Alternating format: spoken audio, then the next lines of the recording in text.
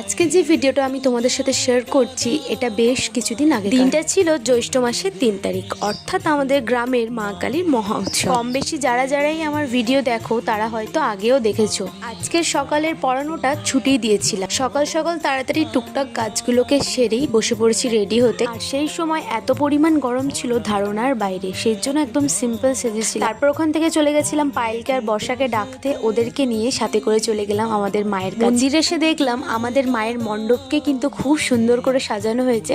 এরপর ভোগটাও দিয়ে দেওয়া হলো, এরপর পুজো বসবে। আর এইদিকে এখনো সেই ভোর থেকে হাজার হাজার মানুষদের জন্য ভোগ রান্না হচ্ছে। তোমাদেরকে আগেও আমি ভিডিওতে বলেছিলাম এই মায়ের মহোৎসবে দূর দূরান্ত থেকে প্রায় 3-4 হাজার মানুষ ভোগ খেতে আসে। এরপর ঠাকুরমশাই মায়ের পুজোয় বসলো, আর তার সাথে সাথে নিচে কিন্তু জোরদার নাম সংকীর্তন শুরু হয়ে গেছে। আর এই মুহূর্তটাই মনটা এতটাই শান্ত হয়ে যায় বলার নয়। আর সবশেষে প্রসাদ খাওয়ার পরে এদিকে মায়ের ভোগ খাওয়ানো শুরু হয়ে গেছিল। ভোগ খাওয়ানো এটা প্রথম ব্যাচ শুরু হলো। আমরা এই ব্যাচে আর বসিনি, এর পরের ব্যাচে বসেছিলাম। এই বছরে মায়ের ভোগে ছিল ভাত, ডাল, ছ্যাঁচড়া, আলু পটলের তরকারি আর সবশেষে চাটনি, পায়েস আর মিষ্টি।